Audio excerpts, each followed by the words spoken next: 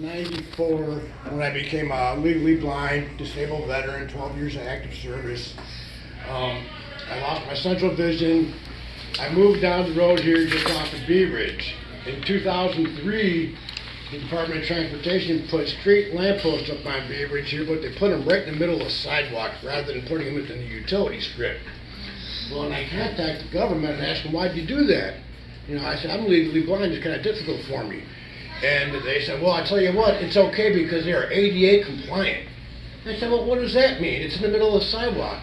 They said, well, wheelchair people can get by them. So we're allowed to put them there. And I recognize this is fraud. They are misrepresenting the ADA to justify violating long-established sidewalk obstruction standards. Now, there's an empty utility strip right there. There's a light pole right in the middle of the sidewalk. It's just common sense. There's 73 of them right down Bee Ridge here. This is basically unique to this road. Many people have gotten hurt. This is all documented on my website. If you'll see, I'm wearing a reflective vest that has my website, pedestriansmatter.org, in the back. I got my red ball cap on. It's got my @ADA fraud on Twitter site. All right, I tried to do that to deal with that since 2003. No response from the county or state. All they said was it's ADA compliant, and I said, well, wait, it doesn't matter if it's ADA. People are getting hurt. They're misrepresenting the ADA. And so basically, they're committing fraud to justify saving their billionaire contractor some money. Okay, the next thing that happened was in 2014 to 16, on Bee Ridge, they put up a dozen pedestrian safety refuges. There's one right over here. There's one about a half a block over here. When they put these up, they did not put any markings. They are what are called unmarked mid-block crosswalks. There's no signage, no markings at all. I did public records requests to find out how many people are being killed in these types of crosswalks. And, you know, because I realized, if you look at it, you go out here, look at one, all they are unmarked wheelchair curb cuts. To me, this is a complete misrepresentation of the ADA.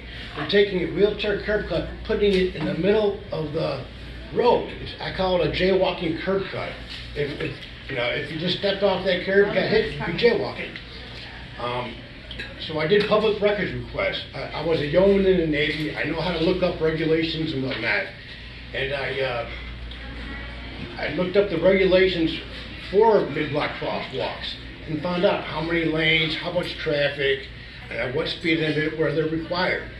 And so I did a public records request to find out how many people have died at these types of crosswalks.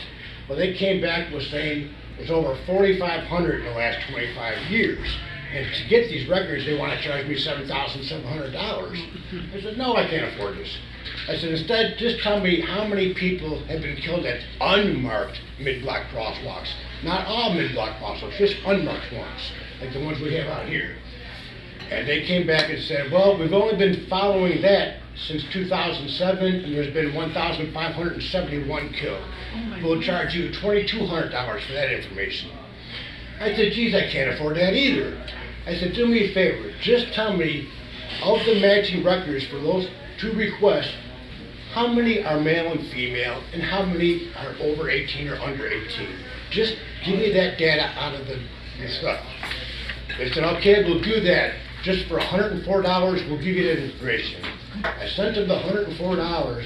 They sent me back 153 unrelated redacted crash reports. It had nothing to do with it. They just totally ignored my request. They are hiding the fact that a lot of women and children are being killed in these type of crosswalks.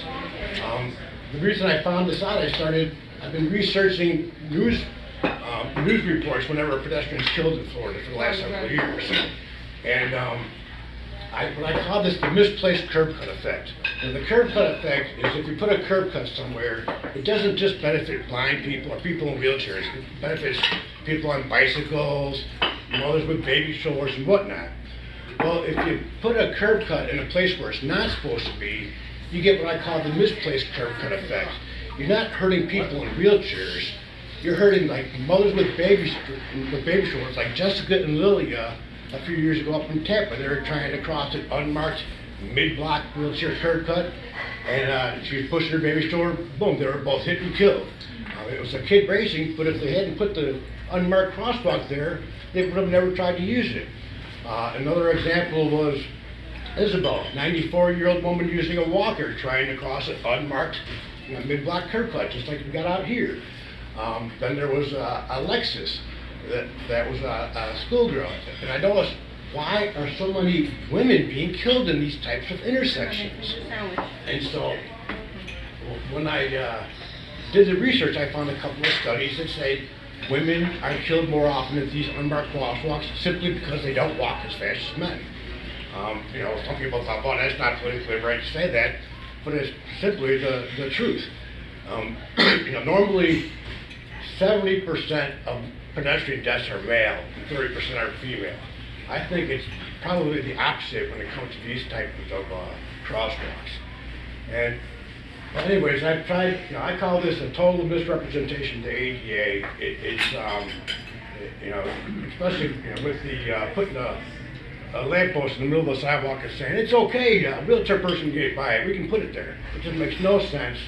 I've been fighting this fight for 18 years. I've gotten no response from anybody in government. The only response is it's ADA compliant, and that's all we got to say about it. I've gotten no response from no place like the American Council for the Blind, any type of non-government agency. All they say, practice your blind mobility skills more. I said, well, I'm only half blind. I ride a bike. They don't want to get involved. But government people, ADA coordinators, they should get involved. Even if it's not, it's not the city, it's the county, the state. Now, this was in Bee Ridge. It's a county-controlled sidewalk. State did the job of putting the lampposts and the crosswalks there, and the federal government pays for it. I mean, they're all in on it. And if somebody doesn't do something, we're still going to get 10 people a month dying by the misplaced curb cut effect. Every month, 10 people in Florida die because they are unmarked curb cuts. And all I can say is, please, try to contact the government. I've written legislative bills on this. Go to my website, look at what I've written, and look at my research, and just see what you think. Any questions? Well, thank you, Jeff. Maybe we can have you come back sometime and explain further, about your website and so forth. Was there anything specifically for our guest speaker in the city of Sarasota? No, I'm not. I've never really dealt with the city too much, because it's all county out here. But I do got to give him an attaboy for being here today, doing this. Right. I've tried to contact county ADA court for 18 years, never got a response, not once. State ADA courts never once responded. A bicycle safety pedestrian coordinator, never one response. So, attaboy, at least you're doing something. You're getting out here, talking to people. Our county